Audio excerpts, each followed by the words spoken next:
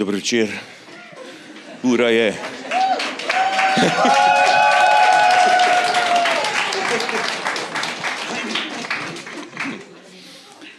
Da bo se Nataša malo oddahnila in da jaz upeljem zdaj nocojšnji pogovor. Danes bi imela rojsten dan 103. Ela Peroci. Pa bom prebral iz zbirke Na oni strani srebrne črte eno pravljico, ki ima prav ta isti naslov. Oče je popeljal Iva in Nino na Nebotičnik in tam sta si s terase z daljnogledom ogledovala okolico domačega mesta. Videla sta okoli in okoli zeleno dolino, videla sta vse do srebrne črte, ki je reka. Prek nje pelje mostiček in na drugi strani srebrne reke je dolina temnejša, tam daleč je gozd in za njim gore. O tej zeleni dolini in o tem gozdu sta potem sanjala. Prek srebrne črte pelje mostiček, je premišljala Nina in nekega dne sta šla z Ivom sama, brez očeta, na sprehod. Na travnik sva namenjena, je govorila Nina, do srebrne črte. Srebrna črta, ne bodi smešna, kaj je to? To je reka, povedala sem ti že.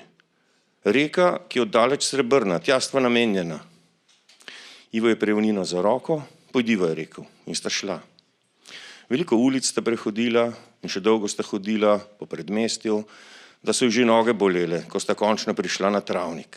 Širši in bolj zelen je bil, kakor sta ga mogla videti z Nebotičnikove terase, in reka je bila še daleč in še bolj srebrna je bila in mostiček je bil most lepši, kot sta si to mogla misliti. Nabirala bova rože, vse do mostu, je rekla Nina. Tam pa bova čakala na živali, ki bodo prišle iz gozda.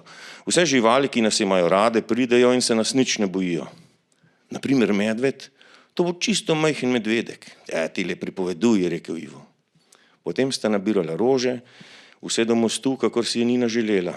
Sedla sta na stopnico pred mostom, da bi uredila rožev šopek in da bi počakala na živali iz gozda, kakor je rekla Nina. In so prišle. Prišel je zajec, a samo do mostu. Potem jo je prestrašeno cvrl nazaj. Prišla je srna, a niti do mostu. Priletel je metulj, odfrfotal je čez most. Prišla je lisica, samo do roba gozda in niti negotovo, če je prišla. Prišel je petelin, šel je iz kurnika. Pride volk samo do srede gozda. Priletijo ptice, obsedijo v drevju. Priteče miška, smukne v luknjo. Potem ne pride nihče več. Nina in Ivo se obrneta domov. Za roke se primeta in rože nosita, šopek za babico. Za njima priteče medvedek, pravi medved iz gozda. Ne vidita ga. Do mesta teče za njima, naprej ne more.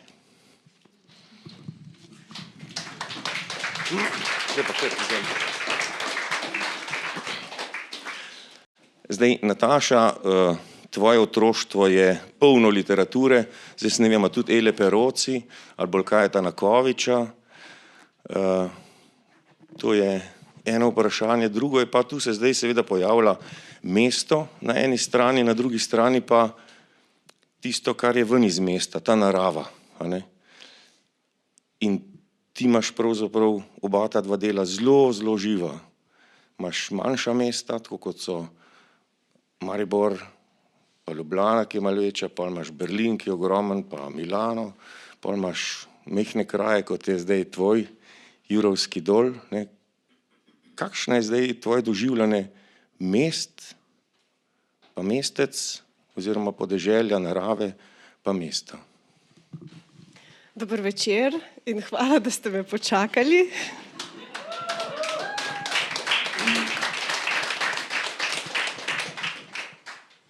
Danes, ko smo se odpravljali iz velikega mesta Ljubljane do manjšega mesteca, ali kar pač je ceremonialnega objekta Brdo pri Kranju, je uradni protokolarni šofer rekel, da je vse blizu, če greš dovolj hitro.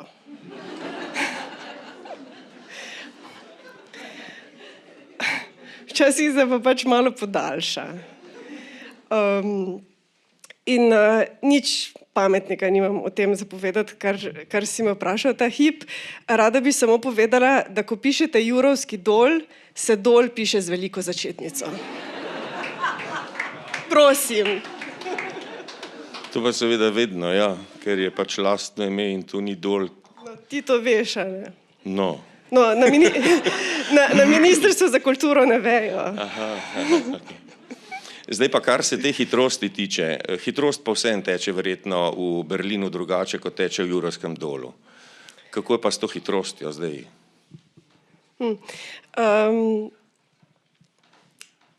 Pač vse je nek tranzit, ne?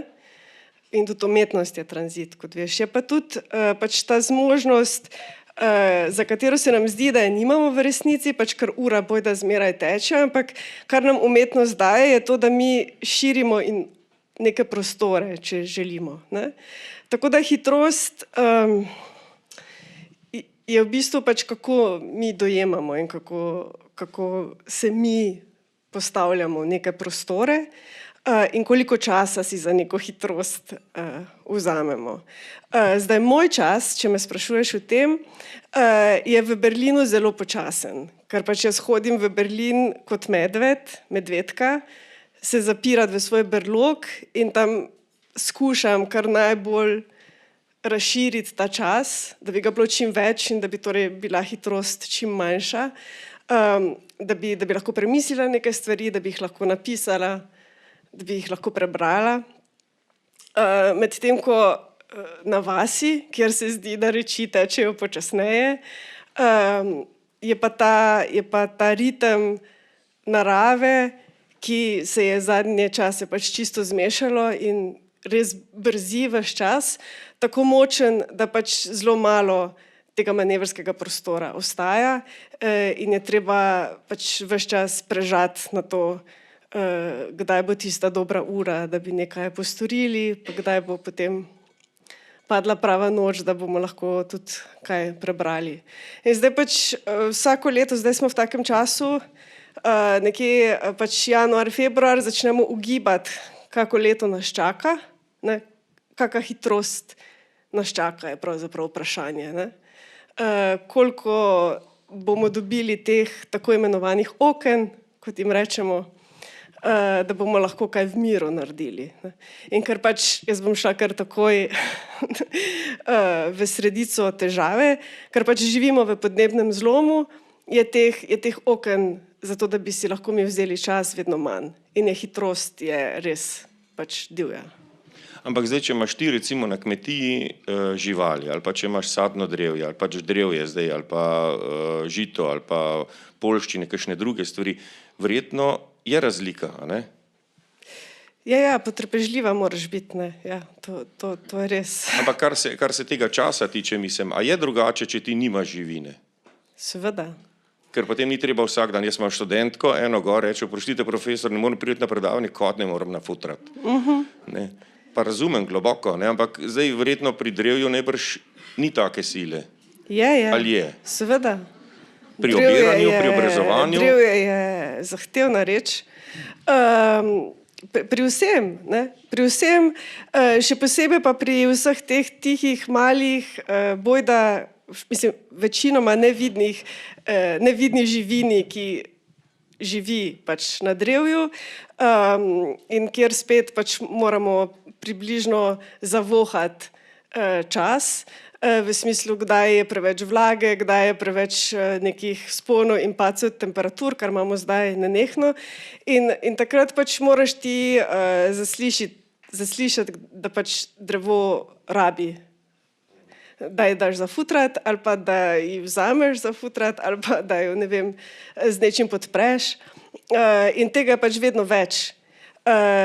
In kadar kmetujemo ekološko, mi razmišljamo na drugačen način, kot pač mogoče v nekem konvencionalnem kmetijstvu, kjer ti vidiš neko bolezen, pa pol pač greš pošpricati nekaj, pa pol relativno hitro bolje. Mi delamo na način, da skušamo vzpostavljati razmere, da bi pač neko drevo ali pa nek cvet ali pa nek plod lahko bolj ali manj zdravo rasla, se razvijala, cvetela, karkoli pač že. In zato je pač to toliko bolj zahtevno, ker ne obstajajo neke hitre rešitve, ker tudi pač moraš nekako razmišljati vnaprej. In v tem trenutku, pač zgodovinskem, to pomeni, da smo res nenehno na preži. In da tudi moramo tako pač ta navigacijski sistem nenehno spreminjati smer.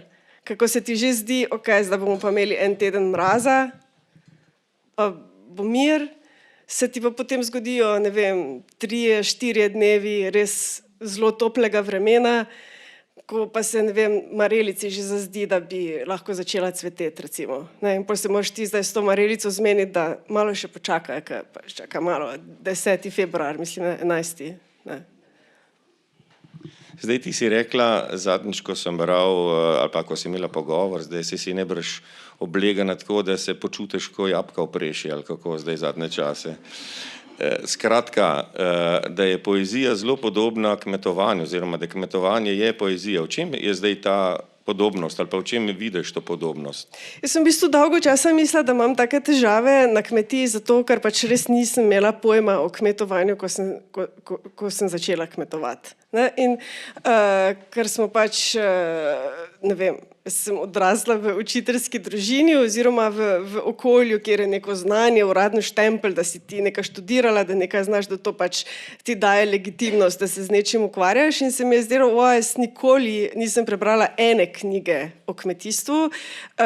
Ne vem, kemija mi je šla vedno na jedra, biologije nimam pojma, mislim, niti ne znam poimenovati, ne poznam nobenega latinskega imena za katerokoli drevo. In da je to moja osnovna težava. Potem sem pa ugotovila, da v bistvu imajo podobne težave kot jaz, ali pa še hujše ljudje, ki so, ne vem, doktorji agronomije, in jim čisto isto ali pa še slabše gre. In sem začela dojemati, da je pa to, da sem jaz v bistvu umetnica oziroma da izhajam iz polja umetnosti, lahko tudi moja prednost. V smislu, da pač se jaz znam soočati z nekim dvomom, pa znam, ali pa pač moram, vsakič znova sem malo tudi neki intuiciji, ali pa pač rečemo temu v sreči, ne vem, priprošati, ali pa kaj. In pač v teh res nepredvidljivih časih, ker prednost kmetijstva je zmeraj bila pač ta predvidljivost. Ti 4-letni časi, ki so zmeraj z bolj ali manj istim ritmom prihajali in prinašali neke izzive, zmeraj, ampak bili so relativno predvidljivi. Danes pa ravno tega nimamo več in veliko ljudi, ki pač izhaja iz te, ne vem, mogoče stoletne tradicije kmetijstva na njihovih kmetijah, več delati isto, kot si delala pred 30 leti, ker pač ne veljajo več niti ljudski pregovori. In torej ne morejo več tudi veljati neke kmetijske prakse, ki so bile nekoč zacementirane kot edine pravilne. Kako se spopadati z čisto konkretno, pač nekimi pojavi v nekih nasadih ali pa kaj. In zato se je meni v nekem hipu zazdelo, da jaz pa vsako jutro, ko se usedem za ta grozen beli list papirja in ga moram z nečim napolniti, nikoli ne vem, kam bom s tem kosom papirja prišla. In torej lahko z tem kosom zemlje tudi mogoče nekako grem skozi isti proces in ga vidim kot umetniški proces. In pač ustvarjamo skupaj nekaj, čemur pač lahko rečemo na koncu poezija ali pa karkoli. Po drugi strani je pa pač ta moj razmislek o kmetijstvu kot poeziji, pač tudi neka protiutež ravno tej monokulturni viziji kmetijstva kot industrije. Ampak kako bi pa, s čim bi pa primerjala to monokulturno kmetijstvo ali pa to konvencionalno kmetijstvo, če bi pisanje vzela ali pa literatura, je pa to pravzaprav pisanje na akord, pa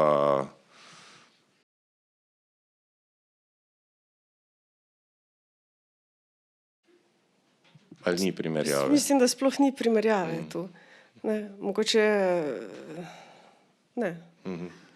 Prej smo brali odlomk o orehu tvojem, kako sta dva reza poskrbela za krog, ki je zdaj pravzaprav so klopce, ali pač, klopce, sedišče za to, da se sredi ogenj zakur.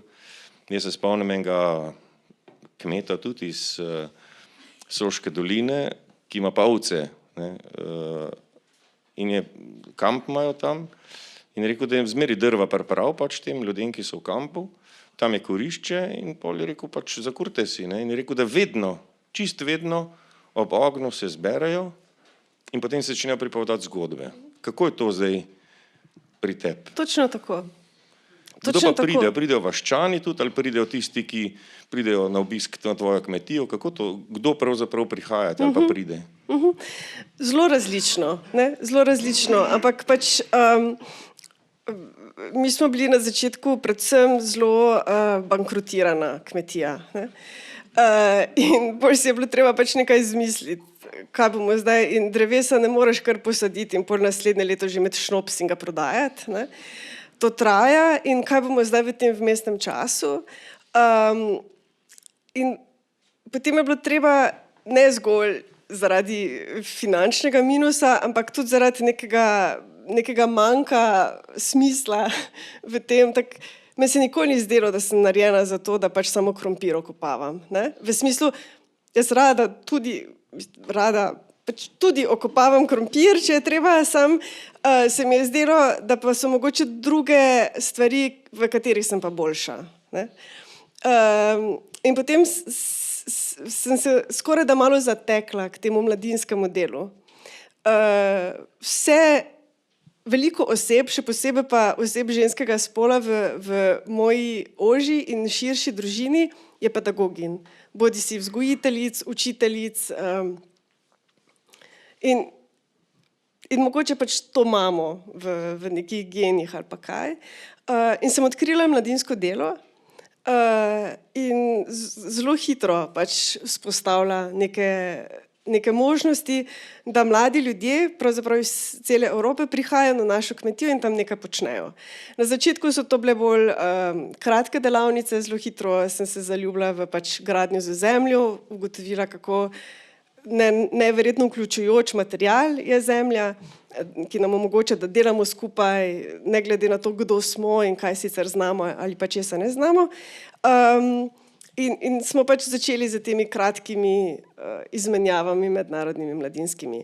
Zadnja leta, ko pa smo se malo tudi logistično bolj postavili na noge, pa imamo pravzaprav celo poletje pri nas mlade prostovoljce, ki ostajajo pač tudi več mesecev in skupaj z nami delajo in potem še skupaj z njimi organiziramo te krajše mednarodne izmenjave in pa seveda zmeraj tudi dogodke za lokalno skupnost. Ena od stvari, na katere smo zelo ponosni, je pač knjižnica pod krošnjami, divja misel, ne? V bistvu letos že gremo v 4. sezono. In odvisno od tega, v katerem trenutku boš prišel na našo kmetijo, boš pač našel bodisi malo manjšo skupino ljudi, ki smo zmeraj tam, ali boš našel, ne vem, nekaj prostovoljcev, ki so tam za dalj časa, ali pa pač res večje skupine, ki so mogoče prišle za, ne vem, 10 dni, 20 dni na kmetijo. Ampak čisto zmeraj, ne glede na to, koliko nas je in kdo smo, je najmočnejši trenutek ta, ko mi rečemo, da bomo prižgali ogenj. In ko se ta ogenj prižge in ko mi okrog ognja sedimo, se vedno pač tam nekaj zgodi, ne? In pač še zmeraj sedimo na tem orehu in oreh je pač res zelo močen les in mislim, da nam bo še nekaj časa služil. Ampak res mislim, da tudi mene osebno ta ogenj ogromnokrat že rešil, ne? Prav tako dobesedno potegnil iz dreka, ne? In zame najmočnejši trenutek je bilo pač v poletju 2023, ko smo imeli to katastrofalno poletje, polno dežja in poplav, in ko smo vsak popoldne rekli, ok, nocoj pa prižgemo ogenj, pa se vlilo, ne? In v bistvu do sredine avgusta nismo mogli nikoli ognja prižgati, ker ali pač je bilo toliko dežja, da sploh nismo imeli niti najmanjše želje biti zunaj, ali je bilo pa tako mrzlo pa vlažno. In potem se je zgodil, ne vem, ta datum 11.12., kdaj je, ko padajo utrinki. In so prišli eni gostje iz Nemčije in iz Avstrije, pač mladih aktivistov, Petkov za prihodnost, Fridays for Future, in smo skupaj z njimi prvič v tisti sezoni prižgali ta ogenj. In jaz mislim, da je to zame pač res ta ključen trenutek, ko so mi zvezde, ki so padale, so se mi tako malo postavile. Ko sem ugotovila, da so tudi pač te mlade aktivistke in aktivisti, ki se vsakodnevno namesto nas borijo in pogajajo z nekimi odločevalci za drugačen pristop do pač okoljskega zloma in do drugačnih politik, da oni tudi rabijo točno to, da samo pridejo k nam, se vsedejo na ta oreh, se zakurijo ogenj in poslušajo sove, kako se oglašajo. In koliko je njim to dalo. In v bistvu, kako nas vse, ta trenutek skupnosti, nekje pač na prostem, lahko podpre. In da so pač takšni prostori, kot je naša kmetija, pač lahko res podporni za zelo veliko nekih zelo konkretnih dejanj, ki potem širom Evrope ali pa sveta se dogajajo ali pa jih neki ljudje izvajajo. In jaz vem, da čisto vsak mlad človek, ki je prišel k nam na kmetijo, je šel drugačen. In to se mi zdi kar tak, mislim, da velik dosežek. No? Se pravi, da ta ogenj, oziroma to, ko ogenj prižgete, pravzaprav nima zmeri funkcije, da bi se pogovarjali, da bi govorili. Ma tudi funkcijo samo, da poslušaš ogenj, poslušaš sove in gledaš ali pač mižiš, kar že pač, samo da si skupaj tam. Veš, kako je lepo, ko mala uharica dela? Kaj boš zamenil še tam? Večkrat govoriš mi, a ne? Se pravi, da ta skupnost je zelo pomembna. Zdaj si mislim, teh skupnosti, v katerih si pa, ko govoriš mi, je verjetno več. Ena je ta skupnost manjša, doma na kmetiji, ena je skupnost verjetno kmetic kmetov mladih, o katerih si že tudi govorila. Kjer vse te skupnosti so? V katerih si pa pravzaprav delaš z njimi? Pač ta nagrada ravno se mi zdi, je malo zahtevala, da se vsi skupaj malo tako autoreflektiramo, mislim, vsaj name ima ta učinek. In seveda je pač moja prva misel je bila, kako fajn, da smo to dobili. Čisto nikoli v bistvu tega priznanja nisem dojela kot neke individualne stvari. In potem sem se tudi jaz mogla vprašati, pa kdo smo ti mi? In potem sem prav začela, ker na sejmu v Frankfurtu kdaj smo bili gostje, pač takrat, ko smo bili, smo imeli en dogodek z blogerkami, zelo tak zanimiv dogodek, in ena blogerka je zastavila čist tak vprašanje vsem nam, različne avtorice smo tam bili avtori na razpolago tem blogerkam, in ona pravi, eno stvar pa opažam jaz pri vseh vas slovenskih avtorjih, pač večino knjig, ki sem jih iz Slovenije prebrala, nobena nima na koncu zahvale. Ker ti fajne, ne vem, pač knjige, v bistvu najboljši del je to na koncu, ko so zahvale, pa vidiš, kdo vse je pomagal, avtorici, to. In potem smo mi tam na dolgo in široko razglabljali, zakaj smo pač v Sloveniji taki egoisti, da pač vse, nikoli, Ampak prav sem hotela narediti eno zahvalo tako sem mislila, okay, če bi pa zdaj mogla, ne vem, pač nek tekst narediti ob tej nagradi, pa bi bila pa zahvala in katere so vse te skupnosti. In potem sem začela razmišljati, da je toliko tega, da je prav neverjetno. In tudi v petek, recimo, ko sem sedela v dvorani, se mi je zdelo tako, mislim, to bo zdaj zelo konspirativno zvenelo, tako viš, ko so v gozdu pajčevine, ne, pa tako včasih tako pade ena svetloba in jo ti vidiš, pa pol že v sekundi več je pa ne vidiš, ne. In ful je nekih mrež, ki jih pač v bistvu sploh nisem do zdaj tako čist realno ozavestila. In sem ful hvaležna, da zdaj pač moram, mislim, da sem zdaj si prav, zdaj bom pa prav premislila, ogromno je tega, ogromno je nekih ženskih avtoric, oseb in tudi zanimivo, recimo v zadnjih dneh se mi dogaja to, da dobivam neke maile z nekimi čestitkami, mi dve se ne poznava, zdaj to leti na čisto eno konkretno osebo v tej dvorani in potem, ja pa seveda se poznava, mislim, ne, in si tak, ogromno je teh skupnosti in se mi zdi, da umetnost se napaja v skupnosti, umetnost je skupnost in karkoli pač nastane v dialogu z ful različnimi skupnostmi, ja. Ti si zdaj hotel ful konkretno, jaz sem Ti si performerka. Ja. Vse je... Jaz sem se danes ves dan družila z Draganom Živadinovim. Tako da, wow. Na čist tisto, kar si hotel na začetku, ampak si rekel, da ti moram malo dihati. Kako je pa bilo zdaj to nagrado sprejemati, pa pravzaprav tam biti v dvorani, tam en kupen ljudi, ki pol najbrž se jim super zdi, da te poznajo, eni se delajo, da te poznajo, mogoče eni bi radi bili v tvoji bližini, tako da vidijo, ne, to. Kako zdaj to funkcionira pravzaprav, pa ko si tam, ne, kako si doživljala to? Ne vem, jaz sem danes ugotovila, ker pač res očitno živim za luno, da smo mi, ti, ki smo bili tam v petek, ustvarili nek incident z dejstvom, da smo se objemali na odru, ne. In bi zdaj za formalnost povedala, da to je bil režijski koncept, ne, režiserjev koncept, ne, ker je bil koncept večera je bilo srečevanje, ne, in kaj je večje srečevanje kot pač objem. Se mi zdi še kar simptomatično za naš čas, da je pač objem incident, ne. To bi res rada podčrtala.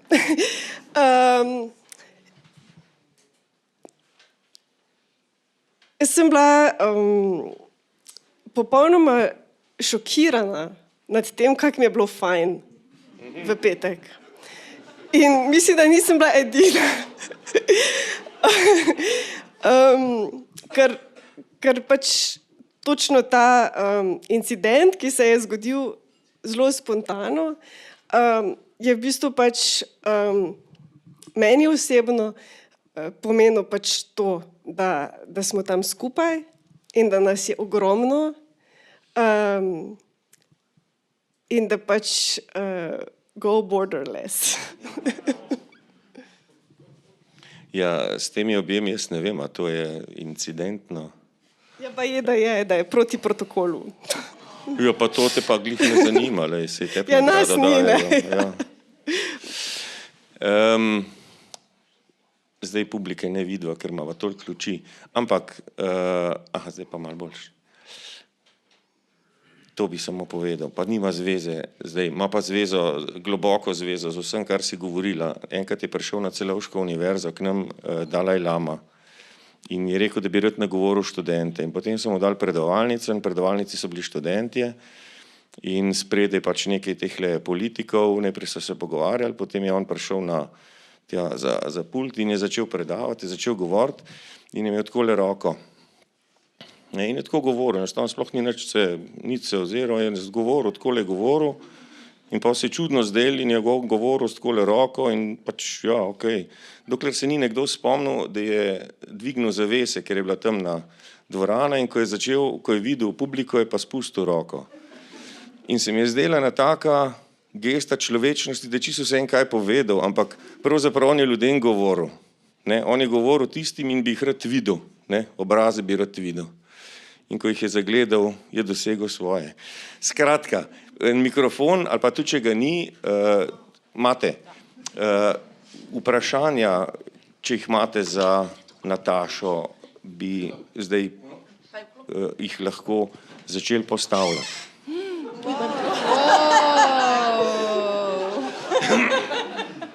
Ne, kar puste luči, že v redu. Sej vaše oči sijejo.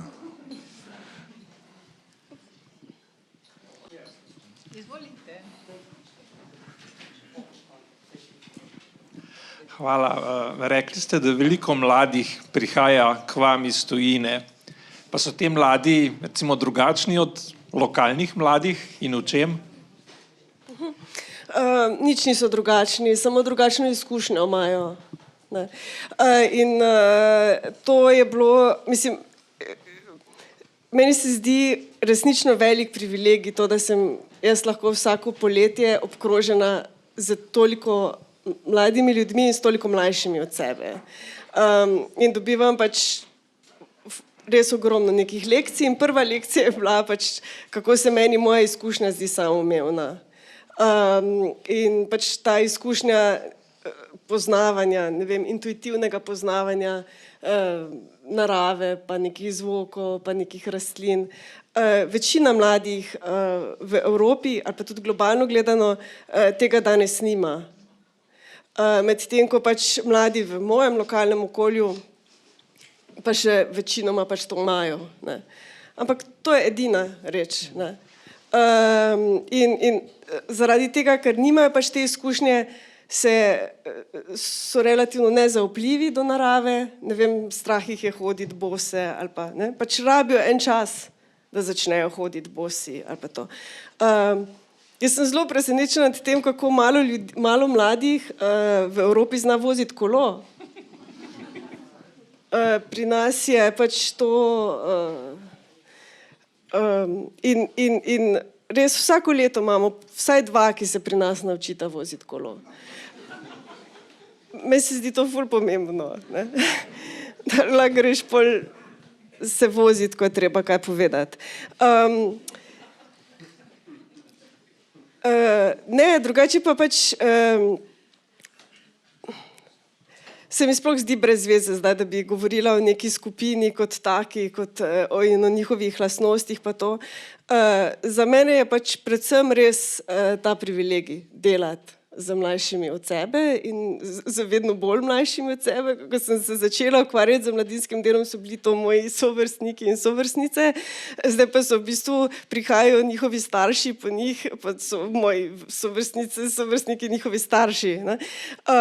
In je pač ta razkorak vedno večji in včasih rabimo malo več časa, da najdemo neki skupni jezik, včasih ga tudi ne najdemo. Ampak se mi zdi tudi za mlade v lokalnem okolju zelo fino to, da pač prihajajo ti mladi. Ne bom rekla zdaj, da so pač stvari, ki jih mi počnemo, ful hit v lokalnem okolju, ker niso. Ampak za tiste, ki pa so pa ful hit. Ne? In pač mi tudi vedno vsako leto načrtno, pač mladi ljudje, ki pridejo k nam, spijo ki pridejo za krajši čas, ampak jih pride več, spijo v telovadnici osnovne šole, kar ima za posledico, da pač oni morajo, mislim, osnovna šola je tak na hribu na začetku vasi, mi smo pa v grabi na koncu vasi. Ne? In oni morajo čisto vsako jutro iti čez vso vas, ne, da pridejo na kmetijo in čisto vsak večer grejo nazaj. Ne? In jaz že sam, ko to gledam, bi se narajši razjokala včasih, ne? Ker res pač prinašajo nekaj v ta prostor, ne? In tudi kdaj kaj pač odnesejo sabo, tako da, ja. Ko ste že vprašali, jaz bi samo eno podvprašanje dal, ko odnesejo sabo. Kako je pa s hrano? S hrano? Ja.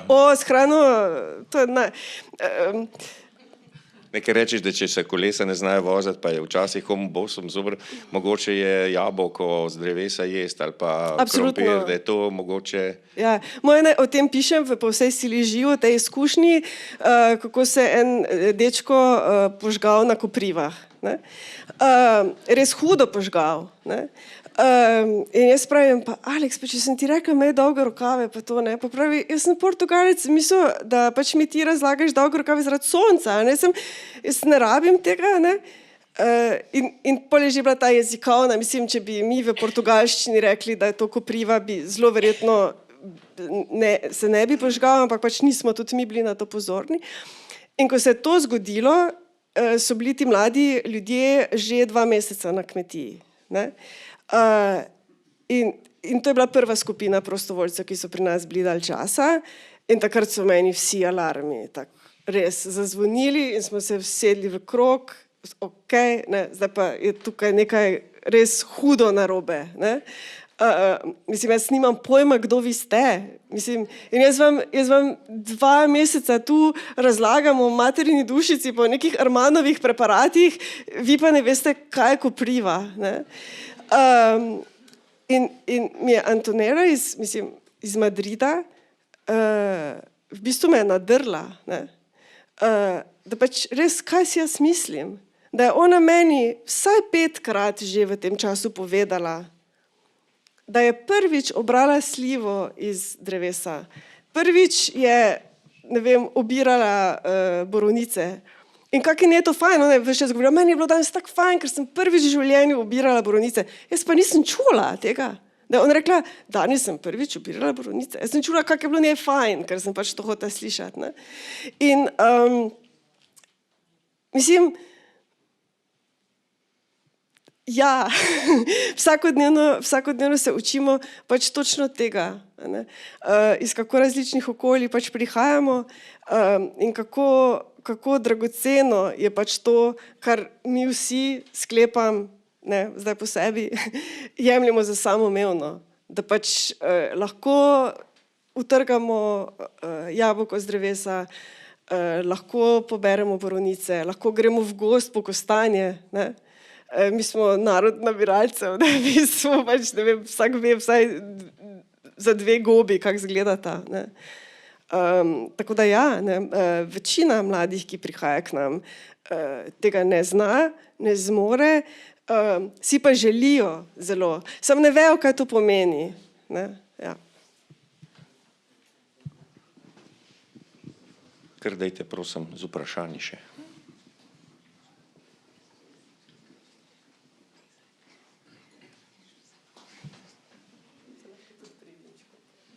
Da lahko tudi pri vinčku. Zdaj mene samo zanima, koliko si ti utrujena od 1 do 7. Ne, 9. Ne, jaz, namreč, nisem utrujena. Eno je, da si ti, drugo smo pa mi že Vi tudi. ste. Vi ste pa tudi že tle. Ker jaz sem zdaj komaj prišla prav v formu. Ja. Ja. Jaz bi prebral, ker sem prinesel, ne, pa ne samo zato, ker sem prinesel vse še nekaj drugega, eno kratko pesnico, Ja. ki se tiče kmetovanja. Okay. Iz kitajske lirike je. Pa te bom pa zdaj že vprašal, koliko se ta podoba mogoče kljub vsemu, kje sklada s tvojo podobo kmetovalca. Zjutraj, to je, se pravi, stare kitajske lirike Yang Wei Cen. Zjutraj. Že vstaja sonce izza gor, glavice, rumene, rdeče dvigajo cvetlice. Star kmet me sreča, rož ponuja mi, metuljev truma se za njim podi.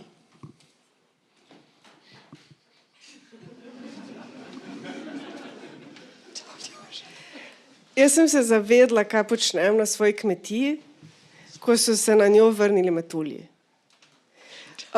In potem, vedno, ko to rečem, pri kakšnem kmečkem zboru, pride kaki kmet, velik in pomemben, pa pravi, pa kje pa piše, da morajo biti skozi metulji? Nikjer ne piše. Sam jaz vem, kak je bilo, ko jih ni bilo. In jaz vem, da sem opazila, ko so prišli. In to naredi pač ne samo jutro, ampak naredi vse skupaj. Ja, tako da hvala. Hvala vam, zdaj pa res bi povabil, da Natašo povprašate ali pa date za podpisati knjigo, če boste kupili Nisem pa sploh predstavil Nataše, a ne? Kaj ste te delali 1 uro pred mojim prihodom? No, vzamete knjigo in si preberete na platnici zadaj predstavitev. Hvala, Nataša.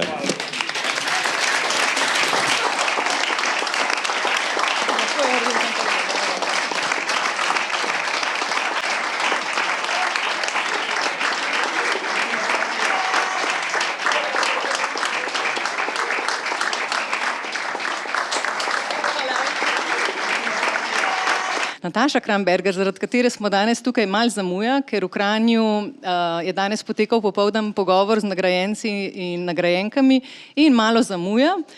Z nami pa je danes tudi Peter Svetina, ki bo vodil pogovor z Natašo in pravkar mi je prišepnil, da ima eno idejo, da lahko začnemo današnji večer tudi brez Nataše. Tako da Tako da hvala, Peter, tebi, hvala tudi vsem, ki ste prišli. Po dogodku vas vabimo, da še malo ostanete tukaj, in sicer Slavljenka, založba Goga, ki je izdala Natašino zadnjo knjigo esejev Po vsej sili živ, in seveda Vodnikova domačija vas vabimo, da nazdravimo. Tako da knjige so tudi na voljo, Nataša jih bo tudi podpisovala, tako da upam, da se bomo potem še družili. Ko pa pride Nataša, pa začnemo načrtovan večer. Zdaj lahko tako, da jaz postavim vprašanje, pa se premaknem in odgovorim. Ne, tukaj je Liza Linde. To je, ni Nataša, je pa Liza. Namreč Liza je, a se mikrofoni pa se sliša, ne? Upam, da se. Liza je pa oseba, ki je zaslužna pravzaprav, da se o Nataši na tem koncu meje slovenske govori. Namreč ona je prevajalka obeh knjig, ne, te zadnje, Po vsej sili živ, pa Hektarov, v nemški jezik. In ker je že tukaj, ne, sem pač jo prosil, če pride lahko na oder, dokler ne bo Nataše, in pove, kako je pravzaprav s tem bilo. Namreč zgodil se je pri Lipušu to, zgodil se je pri Pahorju, ne, da so skozi prevod pravzaprav knjige Odmev dobile v slovenskem prostoru. Tukaj se zdi podobno, ne? Ne čisto, ampak podobno, pa kljub vsemu, ker v nemškem prostoru imate obe knjigi pa zelo velik odmev. Zdaj, če lahko ti poveš, kako je sploh do prevoda prišlo, si ti predlagala prevode, si ti našla založbe in kako je potem to šlo? Pravzaprav smo se najprej našli nemška založba in jaz. Že leta pred Natašo smo pravzaprav se začeli pogovarjati, Verbrecher Verlag, Kristine in Jörg, ki tam delata, ki sta urednika, da bi bilo krasno sodelovati. Ona dva sta si zelo želela v času pred Frankfurtom izdati vsaj eno slovensko knjigo in se iskala in nista bila popolnoma prepričana. Tako da mi smo se nekako že našli, ona dva sta bila zelo navdušena nad načinom, kako prevajam. In potem smo se v bistvu skupaj podali na to pot, katero avtorico, katerega avtorja pa bi prevajali. In potem se je relativno hitro izkazalo, da bo Nataša pač ta oseba, ki jo bomo povabili v to našo barko skupno. In tako se je potem v bistvu se je ta pot začela. Zelo hitro je bilo jasno, da je iz Natašinega eposa nekako najbolj zanimivo, mogoče tudi za nemški trg, da začnemo s primerljivimi hektarji, ki so nekako na nek način rezonirali s tem, kakšne debate so se nasplošno v nemški družbi tisti čas odvijale. Tudi konec koncev, zdaj čez slaba 2 tedna bojo ponovno volitve v Nemčiji, teme tokrat so popolnoma drugačne, ampak pri prejšnjih volitvah je bilo pa recimo zelo jasno tudi v politiki, da se vsi vsaj delajo, kot da jih zanima, kaj pa bomo mi s tem svetom in kako z globalnim segrevanjem in kako v bistvu, kako bomo mi prišli do naše hrane. Tako da pravzaprav je do tega na ta način prišlo. Zdaj pa, če sem jaz prav razumel, pravzaprav to ni založba, ki bi imela velike naklade, pa kjer bi se te stvari prodajale tako, bi rekel, enem tednu, če prideš skozi, potem si, če ne, te ni. To je založba, ki ima na dolgi rok pravzaprav z predstavitvami. Kako pa je s tem? Ker velik bonus v nemškem svetu, kolikor jaz vsaj vem, je, če ta avtorica govori nemško. Ne, zdaj, kako je s temi predstavitvami šlo in kako je pravzaprav s prodajo? Kar se Nataše tiče, je po mojem tudi pač njen velik plus, da je ona absolutno sposobna se sama v nemščini predstaviti, kar pomeni, da onkraj prevoda ne potrebuje tolmačke za dogodke. Kar je tudi nekaj, kar v bistvu sovpada z načinom, kako oni, zaradi tega, ker nimajo neke gromozanske distribucije, niso velika založba, nimajo finančnih zmožnosti, da bi oglaševali, kot ne vem, recimo kakšen Fischer Verlag in tako naprej, te velike močne nemške založbe. So pa v bistvu zelo vpleteni v nemški trg, kar se tiče knjižnic, kar se tiče knjigarn, kar se tiče drugih prostorov, v katerih se lahko kulturni dogodki odvijajo, kar je pomenilo, da je Nataša po mojem, da v zadnjih letih, odkar je knjiga izšla, pa da recimo, da jih je bilo, ne vem, 2, 3, pravzaprav vsako leto nastopala od začetka leta do konca leta po celi Nemčiji. In je v bistvu, vsaj kolikor imam jaz vpogled, pa me lahko mogoče kdo popravi, pravzaprav slovenska avtorica, ki je bila najbolj prisotna, fizično prisotna v Nemčiji. In mislim, da je to potem ta stik, ki konec koncev pripelje do tega, da je ona toliko odmevala oziroma še vedno toliko odmeva, ker je ona prisotna, ker je knjiga prisotna, ker ni samo na nekih lestvicah in niso samo neki, kako bi rekla, nemi bralci, bralke, ki pač njeno knjigo konzumirajo, ampak pride do neke izmenjave s temi osebami, tako da je bila potem tudi ona povabljena na kakšne druge dogodke, delavnice, konference in tako naprej na tematiko, ki se tiče njenih knjig. A ti si na kakšnem tem baranju bila z njo ali pa predstavitvi? Kako to izgleda zdaj, kako se publika odziva, ker tam zdaj, kar je ona pripovedovala, to bi rekel, gre od razburjanja do, ne vem, do solz, do vsega mogočega, ne, če imaš kakšno tako izkušnjo tu. Absolutno, jaz se spomnim dogodka lani oziroma predlani v Frankfurtu. Bil je en večer, mislim, da je bila ura zagotovo že 9, ko se je dogodek začel. Bilo je v dvorani, ki je zelo podobna Vodnikovi domačiji, torej pod streho, ki je približno 4-krat toliko velika, nabito polna, ljudje so isto sedeli na tleh. Bil je dogodek, bil je skupaj z Goranom Vojnovićem in še Roman Rozina in Nataša Kramberger, s tem, da smo imeli potem tako, da je v bistvu moderatorka brala odlomke od Vojnovića in od Rozine, Nataša je pa sama brala. In jaz sem sedela na odru, tolmačila sem Rozino in Vojnovića, Nataše seveda ni bilo treba tolmačiti. Spomnim se, da v trenutku, ko sem jaz začutila, da se meni te solze nabirajo, sem pogledala v publiko in solze so že tekle in potem je bilo to itak vse jasno. Pač Nataša ima to, kar je tako zelo pristno v slovenščini, je tudi v nemščini tako in to zelo odmeva. Kako je pa z prevajanjem njene literature?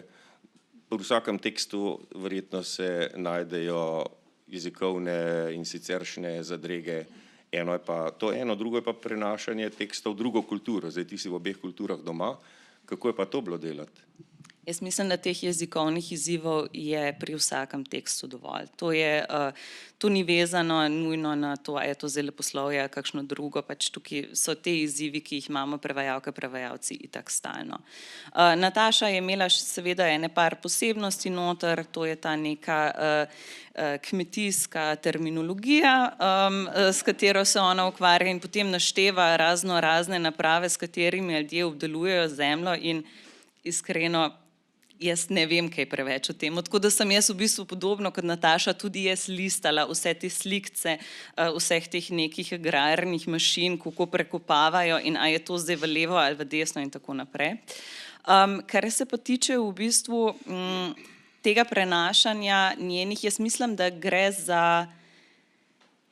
da je zelo pomembno kot prvo to, da Nataša, čeprav govori o nekem zelo lokalnem obdelovanju enega kosa zemlje, ki je čisto konkreten, gre za zelo univerzalen globalno vprašanje. In to je to, kar meni tudi omogoča, da veliko bolj enostavno prenašam to sporočilo in te njene zgodbe, zaradi tega, ker se pač ljudi dotakne, vsi poznajo neko drevo s katerim so odraščali, ali pa vsi poznajo vonj neke rože in lahko se te razlikujejo, ali pa vsi poznajo občutek tega, da če imaš eno jabolko in drugo, da je po občutku drugačno, da je drugega vonja, da ko ugrizneš van, da je drugega okusa, da je neko bolj kislo, neko bolj sladko, neko bolj... In mislim, da to, ja, zato je Nataša tako fajn. Hvala, Liza. Tu bi jaz zdaj z vprašanji za Lizo končal. Bi pa prosil lepo, pa tega pa nisem omenil prej, v dvorani je Jelka Ciglenečki, pa Tanja Petrič, pa Mojca, ki zdaj ne vem, kako se piše, ki je bila moja študentka. One so bile skupaj z Natašo Kramberger v literarnem krožku. Tako da zdaj bi prosil, če lahko pridejo one tri sem.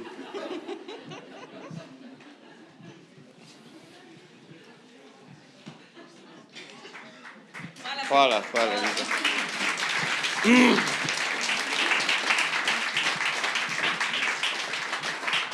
Samo, če pride tudi Andrej Hočevar, ki je bil v istem krožku. Tudi, za Andreja pa nisem vedel, pa še Andrej pridi, prosim. Brez Andreja ne nastopamo. Ja, no, prosim. Zdaj pa vi boste imeli en mikrofon, ali pa lahko si podajamo, pa stali bomo, ker ni stolov, razen če gremo v naročje sedi. Novak, ki bo z veseljem kaj prebrala. Ampak zdaj bi samo... Ampak vseeno, jaz bi pa tri, vem, da ni bilo resno, ampak imate pa izkušnjo od tam, pa verjetno kaj zelo simpatičnega. A ne bi? Saj pol bo pa ona prebrala kakšno stvar. Ja, Andreja ni, tako da. A boš o tam govoril? Jaz prosim. Ja.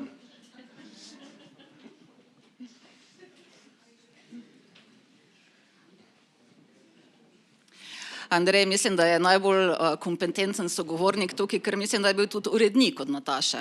Ne? Evo. Zdaj, jaz bom tukaj stal in moderiral. Takole je, zdaj vsi so bili v literarnem krožku, vsi so ostali pri jeziku na tak ali drugačen način, ali urednikujejo, se z jezikom ukvarjajo tako ali drugače. Mene zdaj samo zanima, kakšne imate pa spomine na literarni krožek in na takrat, ko ste z Natašo pravzaprav skupaj začeli pisati. Ja, to je bil literarni krožek na drugi gimnaziji, ki ga je vodila Danica Križanič-Miller. Zelo fajn profesorca. Zdaj, Nataša je bila majčkeno mlajša od nas, tako da imamo mi mogoče malo drugo izkušnjo, 2 leti, ja. Tako da smo se na hodnikih gimnazije. Mislim, da smo 2 leti smo skupaj pisali, no, takrat je Nataša pisala tako zelo simpatično poezijo, ampak bili smo srednješolci, jaz dvomim, da je kaj od tega tudi zares potem objavila. Sej ne, da bi jaz vedela, ampak smo se pa veliko naučili. Predvsem je Danica Križanič-Miller sama zelo dobra pesnica mariborska in predvsem smo ogromno brali. Predvsem sodobnih avtorjev, predvsem mladih avtorjev, veliko Slovencev, skratka, ne vem, mislim, da smo redno hodili tudi v Kiblo na literarne večere, skratka, to je bil en tak krog, ki mislim, da nam je vsem veliko dal, pa mogoče smo z Andrejem zato šla na primerjalno književnost, pa Tanja Petrič, ki se ni upala na oder tudi, pa Mojca Žagar, kar je danes. Od prevajalcev do jezikoslovcev in urednikov. Zdaj, Andrej je pa urejal primerljive hektarje se urejajo ti, ne? In kakor sem jaz, kakor sem razumel, ko sem se pripravljal na pogovor, namreč z Natašo sva 2krat do zdaj na istem odru bila, toliko se poznava. Sva se pa zmeraj razveselila. Skratka, kako je pa z urednikovanjem, ker za prvo knjigo sem jaz razumel, da je pravzaprav po tvoji zaslugi taka, kakršna je, ker ona ni imela predstave in upanja v dokončanje tacega teksta. Ja, Peter drugače izvoli, sedi. Hvala. Ja, no, to je vse res. Mogoče sem, če se malo nazaj tja vrnem, 2 leti v srednji šoli pomeni ogromno razliko, ne? To je pač ne družiš se z ljudmi, ki so 2 leti starejši, ker te ne pogledajo, ti ne pogledaš tistih, ki so 2 leti mlajši. Oni, ki so mlajši, že pogledajo starejši. Pogledajo? Zmeraj. Ja, sem tako s strahom. Ošitlej, koliko so hudi, oni pač tam, tako, ful so veliki pa močni, ne vem, ali pa nekaj. Tako da ja, jaz se z Natašo takrat nisem zares družil, kasneje sva se začela, ne. Kar se tiče pa tega krožka pri Danici, je bila to meni eno od najboljših izkušenj sploh, samo bodimo iskreni, to je bil pač nek krožek za čudake in druženje za tiste, ki niso imeli druge družbe, govorimo o sebi, ne? Ki niso imeli druge družbe ob ne vem katerih dnevih zvečer že, da so šli pač svojo učiteljico na čaj namesto s prijatelji na pivo. Ampak to je bilo ful dobro, to je bilo res ful dobro in pač spletle so se super vezi, super prijateljstva med nami in tudi res je bilo nad vse poučno in tako res super, skratka super, Danica je bila res the best. Ok, kar se tiče pa knjige, ne, ja. Uredniki imamo pač to grdo lastnost, da iščemo avtorje in jih prosjačimo za neke tekste, ki jih v resnici sploh nočejo napisati.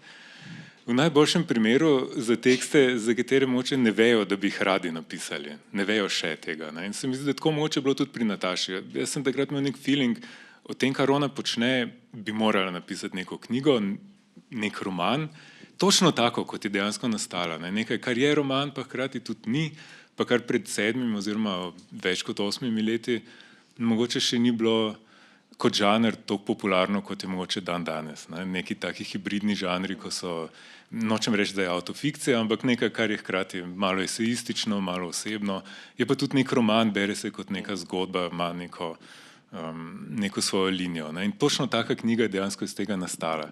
In jaz sem bil čist iz sebe, ko so to končno zaključila, ker se da tudi to lahko se predstavljate, je bil kar proces. Je kar nekaj časa trajalo, ampak saj pri knjigah je to v bistvu čisto vseeno, če odštejemo zahteve financerjev, ki pač hočejo delno upravičeno, no, da so knjige do nekega datuma napisane, čeprav pač včasih ne morejo biti. Ta druga knjiga, ki jo pravzaprav danes mogoče bolj tukaj predstavljamo kot primerljive hektarje, je pa v nekem smislu kot neko nadaljevanje, pa hkrati tudi refleksija tiste prejšnje, ne, se pravi primerljivih hektarjev. Namreč to je knjiga, ki se zgodi v 7 letih po nastanku prve, teh magičnih 7 letih.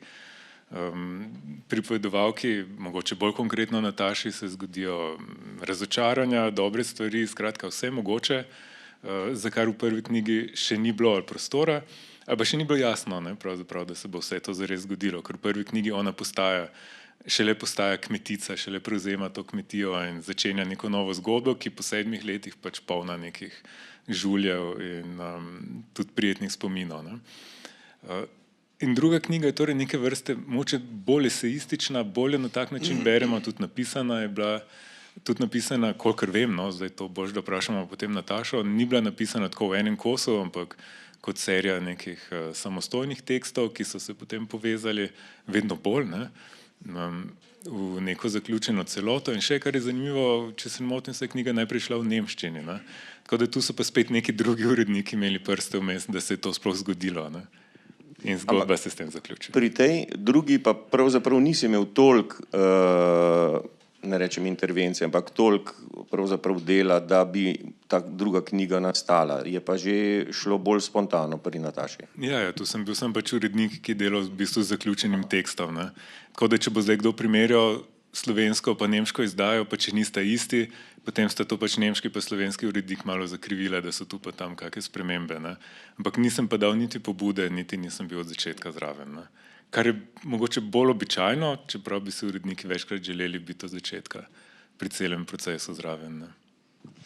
Hvala, Andrej. Evo, zdaj imamo nekaj... Hvala lepa. Naslednji.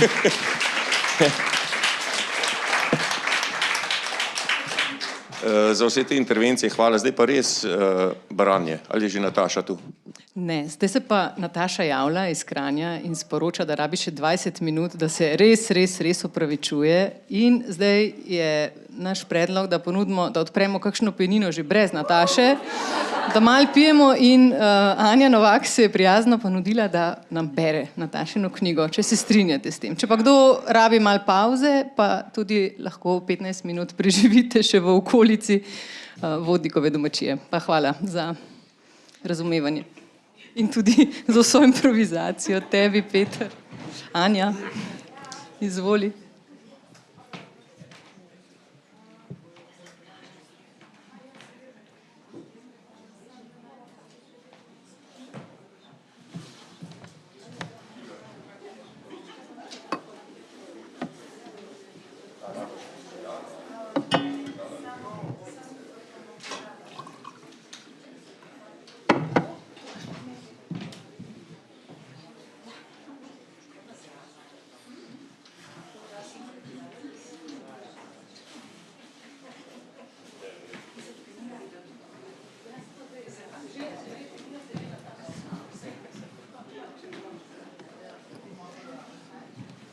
Dobro večer.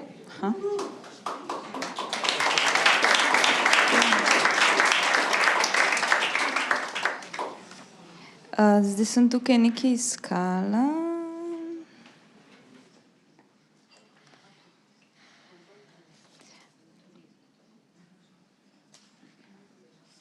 Ok, recimo tle, se pa. Bila je moja 4. sezona kmetovanja. Hodila sem po zemlji gor in dol in čof, čof, čof. Vse je čmokalo od vode. Luža tam, mlaka tukaj. Pa je nekdo rekel, oreh.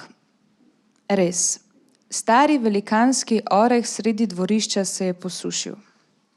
Skoraj je ni bilo pomladi v letih poprej, ko ne bi imeli aprilske pozebe. In takšnemu staremu orehu se to pozna. Revež je omagal in se posušil. Odraslo orehovo drevo s svojimi koreninami na dan spije hektolitre vode. Ko se posuši, ne pije več. In naenkrat imaš povsod močvirje. Dolgo smo razmišljali, kako in kaj. Dvorišče brez oreha, to ni nič. Čeprav naš oreh skoraj ni imel več listja, je njegova mogočna krošnja na dvorišče še zmeraj metala v šabno blagodejno senco. Kako bomo zdržali poletje brez teh vej in ptičje petje? Oreh je žgolel in žvrgolel v 100 jezikih krilatega sveta. Sreča, farfotanje, glasba. No, malo počakajmo, mogoče pa si opomore. Pa smo čakali eno pomlad, pa še eno, ampak oreh ni več ozelenel. Bilo je težko kot smrt, ampak morali smo do gasilcev. Prišli so. 5 gasilcev, traktor, lestev, žaga. Dan je bil lep, kajti ko podiraš drevo, ne sme biti vetra. Mlad gasilec je splezal gor in na oreh zavezal zajlo. Bali smo se, da bi drevo padlo na hišo, zato ga je bilo treba s traktorjem in zajlo potegniti nekam stran. Potem pa je gasilec rekel, v to smer ga bomo povlekli, jaz pa sem se obrnila v drugo, proti Mariboru. In od tam je prihajala črnina, kakor sredi noči. Pa se ni napovedana nobena nevihta, je vzkliknil poveljnik. Napovedana ni bila, črno pa je bilo. Potegnimo, drugače bo prej dež. Poveljnik je prižgal traktor, potegnil zajlo, mladi gasilec je prižgal žago, takrat pa se je naenkrat pri stezi, kjer gre gozdna mejica, začel odvijati kraval, ki je v hipu zajel vse okoliške gozdove. Šauprlov les, kranarjev les, štanarjev les, vse naokoli in naokoli so drevesa začela šumeti z noro močjo. Listje se je začelo vrtinčiti 100, 200, 300 metrov stran. Veter ga je nosil k nam na dvorišče, ptice so kričale kot zmešane. Ko se je motorka dotaknila oreha, so ptice nad njegovo krošnjo naredile krog, presežem. Pravilen, strnjen krog. Vsi smo ga videli. In oreh je omahnil, kakor omahnejo osebe. Sup. Ko se je krošnja dotaknila dvorišča, tišino bi lahko rezali, se je nebo razjasnilo. Okoliška drevesa zravnala, Le dvorišče je bilo tako polno listja z vseh vetrov, da je segalo do gležnjev. Deblo je bilo popolnoma votlo in rekli smo, bo za drva.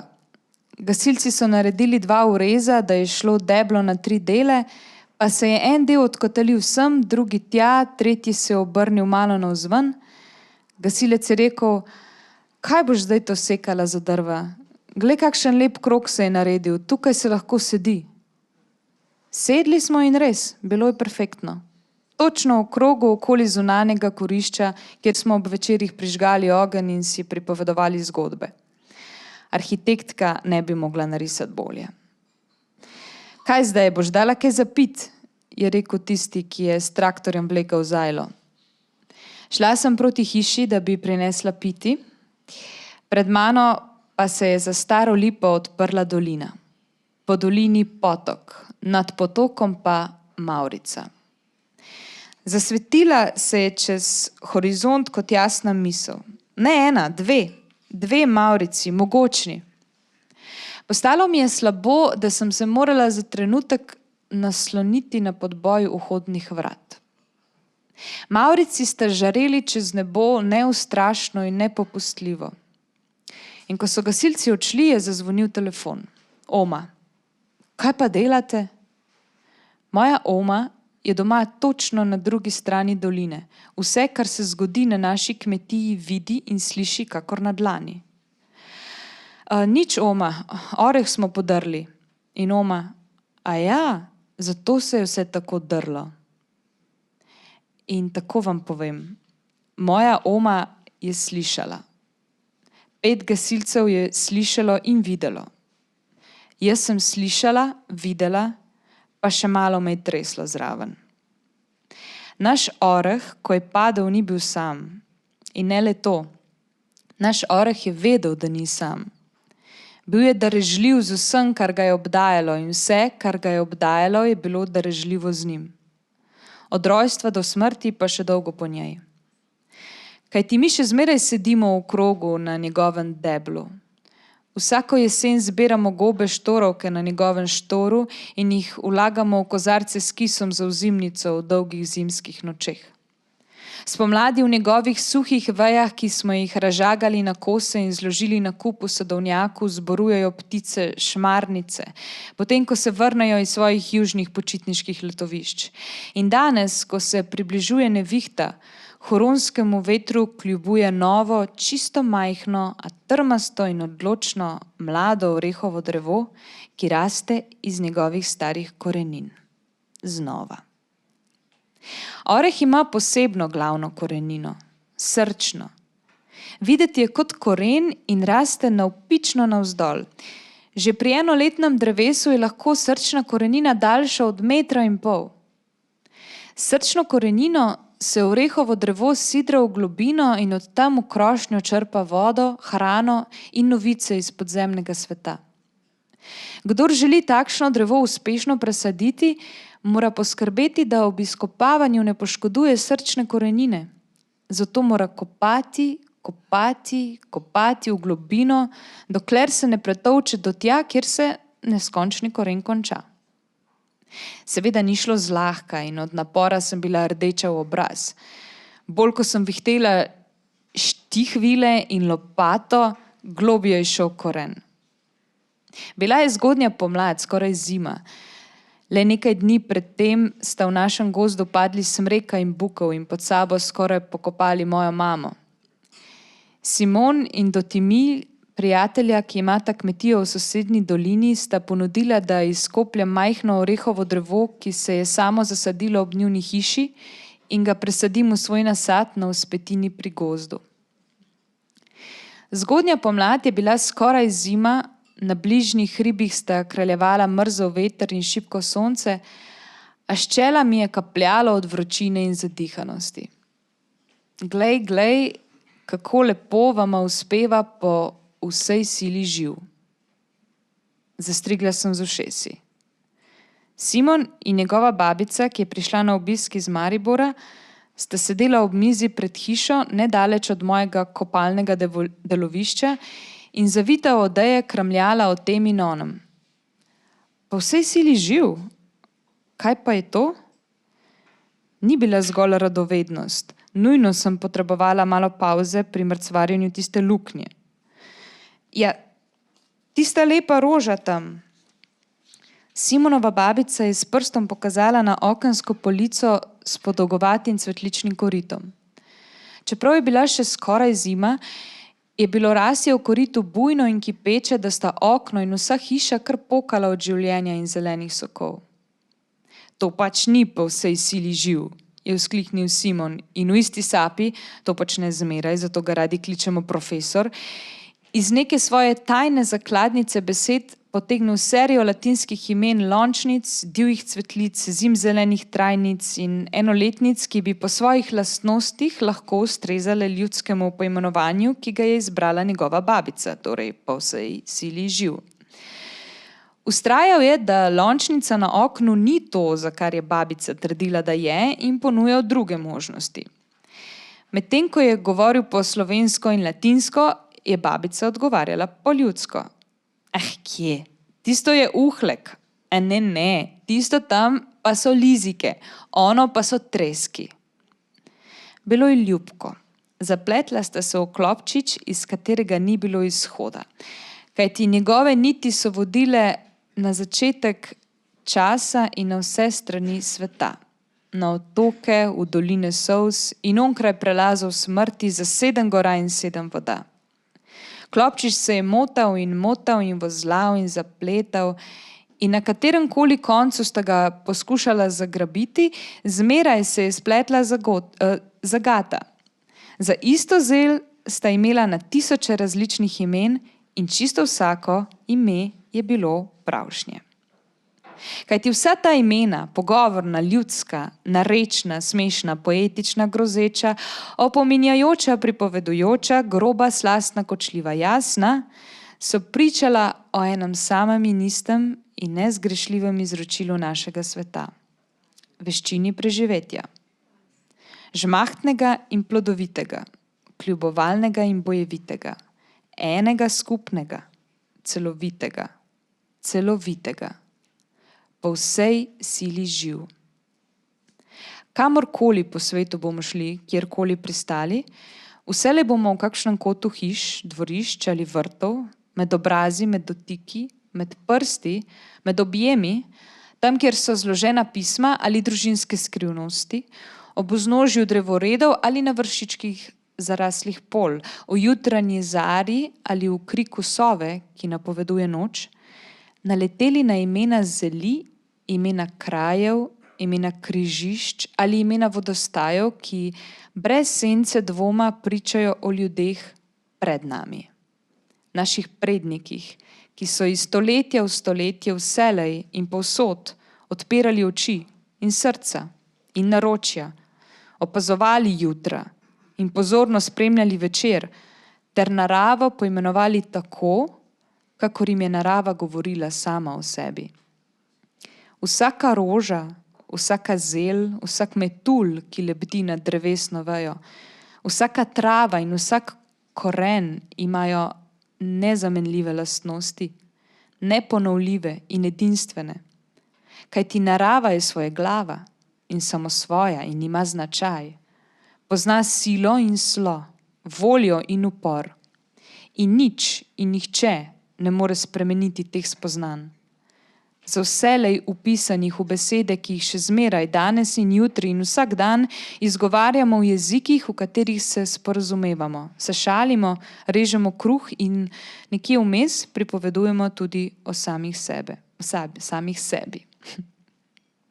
Nič in nihče ne more spremeniti izročila, da smo nekoč, nekje, povsod in veliko časa, mi ljudje, mi, naše skupnosti, dneve in leta in iz generacije v generacijo naseljevali čas ljudi, kakor da bi bil čas dreves in govorili jezik narave, kakor da bi bili zmožni razumeti, kaj vse pripoveduje, kaj vse ponuja, kako se obnaša, kako diha, kako se giblje, kam premika, kaj jemlje, kaj zahteva, kaj sanja in kaj daje.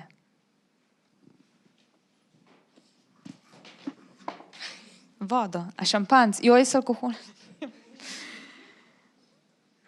To je bil en odlomk, mogoče pa zdaj, ama kdo kakšno željo?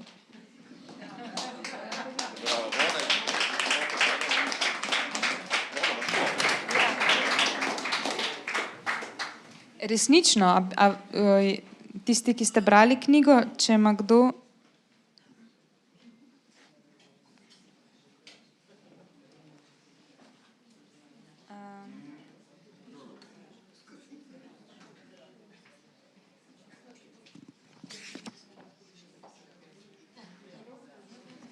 Evo, kar nekaj sem zdaj odprla.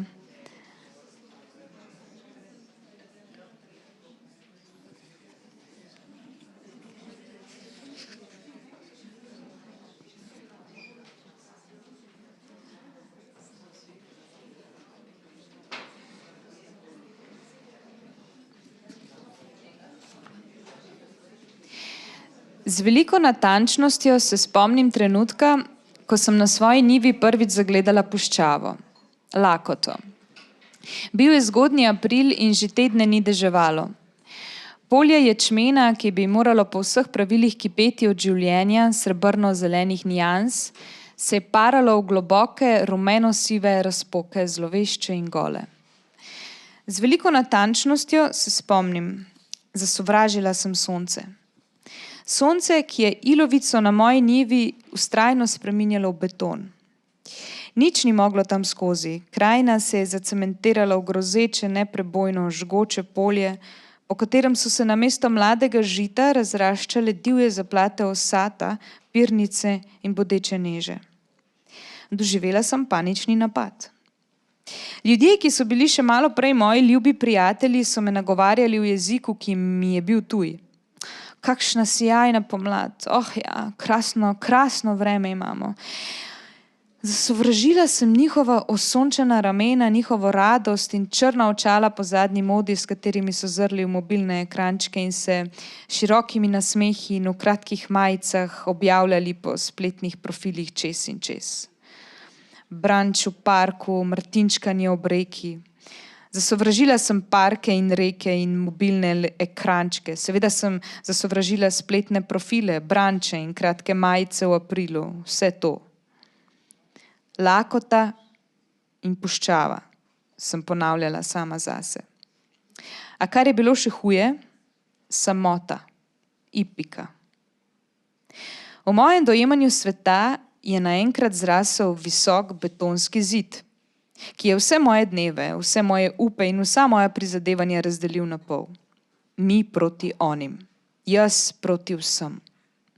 Z odporom sem odhajala do svoje njive, ki je ležala nedaleč od potoka, ob katerem so moji sosedje, kmetje, ob oblačnih dneh, ki so čakali na dež, izpirali cisterne, s katerimi so še malo prej brizgali gnojnico po svojih njivah. Šok terapija, so govorili medtem, ko dežja kar ni bilo. Zdaj je potrebna šok terapija. Čez dolino se je vlekel kisel smrad in ob najmanjšem vdihu mi je jedko zarezalo v pljuča. Zdelo se mi je, da samo še kašljam, preklinjam in kašljam, kot kakšna zagrenjena starka. Grozljivo sem se postarala. Peklo me je v grlu, v kosteh in v želodcu in lezla sem sama vase. Slovensko, angleško, nemško, italijansko, kako naj se sporazumemo? Manj, ko je bilo v potoku vode, bolj so moji sosedje v njem izpirali gnoj. Izsušene njive so namakali s kravjim scanjem, trde brazde so razbijali s težkimi traktorji ter jih ob večerih bombardirali s suhim dežjem, umetnim gnojilom, ki je iz velikih plastičnih sejalnic / kropilnic pršelo po zraku kot sršeni roj. Cmok, ki se mi je najprej zredil v pljučih, mi je v nekaj dneh omrtvičil celotno telo. To je bila moja prva sezona kmetovanja, moja prva njiva, moja prva resna setev in vsi so mi napovedovali, da bo šlo tako, v nič. Vse seme ti bo šlo v nič, je rekel sosed, ki se je pripeljal mimo, ko sem sejala. Bil je februar in vse je dišalo po vodi. Debele knjige, ki sem jih požirala, so govorile o plodnem nedelu, ki na permakulturnih gredah obrodi najdebelejši sad. Fantastični priročniki s fotografijami cvetja in buč so obljubljali rajski prehod v obilje in nasmejane gospodične slamniki na glavah so z naslovnic mežikale o polnih košarah jagod in robit. Preklete bleferke. Najbrž je tako, ko rečejo, bila je jezna na ves svet. Ja, jezna sem bila na ves svet. Tako jezna, tako ipična, da me je trgalo v možganih. Nekje je tičal kolosalen komunikacijski šum, ki ni dopuščal jasne misli. Vse mi je bilo jasno in vendar nič mi ni bilo jasno. Verjetno sem čisto vse naredila prav. Moje kilavo ekološko polje ječmena pa je razkrivalo, da nič ne bi moglo iti bolj narobe.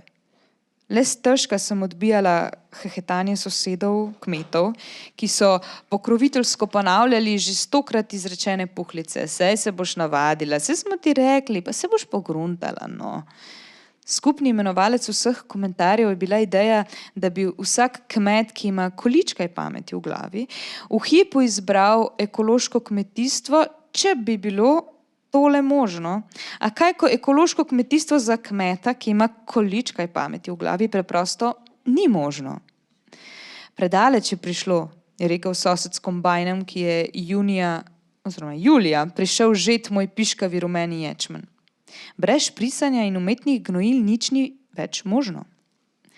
Sosedje kmetje so govorili, ti se lahko igračkaš, ker ne živiš od kmetijstva. Mi moramo vzdrževati družine in plačevati dolgove. Kdor ima polno štalo živine, si ne more privoščiti praznih njiv. Sistem kmetijskih subvencij pa je govoril, kmet je dolžan obdelovati njive na način, ki sledi razmeram na globalnem prehrambnem trgu. Razmere na globalnem prehrambnem trgu zahtevajo nizke cene, stalno prisotnost in najvišjo možno produkcijo. Produkcija, sem si ponavljala kakor blazna. Kje je tvoja kmetijska produkcija? Prijateljem v parkih in ob rekah se je moje vzdihovanje zdelo melodramatično. Fotografirali so svoje branče za Instagram in rahlo razdraženo srkali kavo. Nehaj že s to melodramo, dejansko se obnašaš, kot da bi bila kmetica. Debel ječmen, kilav ječmen, mislim ženska, koga pa to briga? Nikogar ne briga.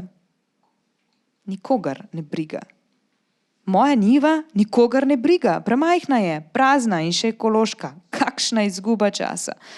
Potem pa je sosed s kombajnom izrekel neko čudno številko, ki mi je v hipu zarezala uho. Rekel je, za ta ječmen na zadrugi ne boš dobila niti že za špricer. Zadruga? Špricer? Hotela sem že reči, pa se ga ne bom odpeljala na zadrugo, ta ječmen bo za kruh. A on ni imel časa za moje ugovore. Čez cesto ga je čakala polna njiva sosedovega ječmena z zadrugo za krave, vmes pa je moral še na pumpo, da natanka. Preden bi mu uspelo sešteti 2 + 2, se mi je pred očmi, kot kakšna ošabna Excelova tabela, razgrnila mala matematika prenagljenih sklepov. Ja, kajti moja njiva ni bila kilava. Bila je puščava, to že.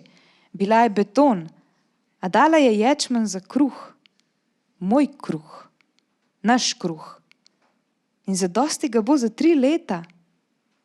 A ni to dovolj? Nobena klimatska sprememba, nobena aprilska suša in nobeno prekleto pomanjkanje dežja ni izničilo njene edinstvene zmožnosti, da žakelj semena podesateri v hrano. Slaba sreča, že res, da sem svojo prvo seto opravila v najbolj sušni pomladi, kar jih je pomnil setveni koledar, a navsezadnje izkupiček niti ni bil tako slab. Omogočal je 3-letno preživetje. Kruh eni veliki razširjeni družini, nametani na kup iz zaresnih sorodnikov in sorodnikov po duhu, prijateljic, znancev, sosedov in tovarišev, ki sem jih dokaj samovoljno in brez prave možnosti ugovora obsodila na trajno sodelovanje v svojem kmetijskem projektu. Šit. Sosedova njiva, ja, šit je bila obilnejša in lepša. A za kakšno ceno? Za kakšen profit? Človek je žival, ki uporablja orodja, in zgodovina nas je naučila, da so ta orodja z vsako generacijo pametnejša in učinkovitejša. A orodja, ki za svoj pogon zahtevajo nafto, za svoje delovanje pa plačanega mehanika, kajti nihče pod soncem več ne razume globoke elektronike, novodobnih sezonskih traktorskih priključkov, v letnem proračunu povprečnega kmeta pustijo tako globok odtis, da ga na pozitivno nulo ne spravijo niti nadpovprečni njivski donosi. Še posebej, ker gre večina donosov v dolgo prehransko verigo, živalsko krmo, k posrednikom in preprodajalcem, ki vsakič odštejejo težke obresti. Zavarovanja mehanizacije, zavarovanja proti toči, zavarovanja objektov, premičnin in zalog, nakupi škorpiv in umetnega gnojila, nakupi novih in novih pripomočkov in snovi, zarežejo v misli, srce in dušo vsakogar. Pa naj bo še tako odporen, kajti resnica o orodjih je večja od vsakogar od nas. Resnica o orodjih je kruta. Ljudje, moja ekološka njiva ni kilava. Dala je kruh za 3 leta. Orodja niso nevtralna, imajo odtis najprej v žepu, mislih, srcu in duši, nato na njivi, pokrajini, rekah in parkih, nato na krožnikih, nato na vremenu, kar znova pripelje do žepa, misli, srca in duše, do njive, pokrajine, reke in parka, do krožnika, do vremena in tako naprej v večni krog. Kar je vzrok, je nujno tudi posledica. Kar je posledica, bo postalo vzrok. Ljudje, sosedova njiva je dala 7-krat več od moje, ampak premalo za sosedov vsakdanji kruh.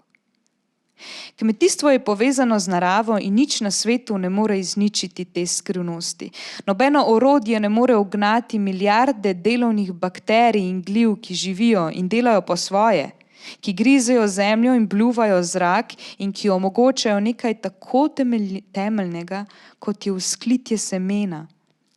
Prepričanje, da obstajajo orodja tehnologije, bodisi v obliki mehanizacije oziroma kemijskih tvarin, bodisi v obliki gensko spremenjenih organizmov, ki zmorejo ugnati klimatske spremembe in zagotoviti srečno kmetijstvo najvišje produkcije do konca naših dni, pozablja na odtis, ki ga ta orodja puščajo povsod v naravi, a tudi povsod v nas, v našem potoku, puščavi, suši in orkanih, v našem znanju, opazovanju, ročnih spretnostih in matematiki, v našem odnosu in v naših odnosih, v naši sreči. Kako neprofesionalna beseda je to, sreča. Ampak ljudje, moja ekološka njiva ni kilava. Dala je kruh za 3 leta.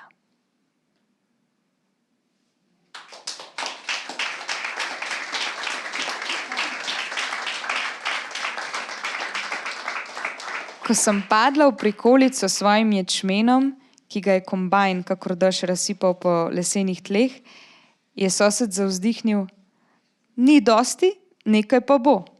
Kruh boš pa imela." In pomislila sem, to je zdaj sreča.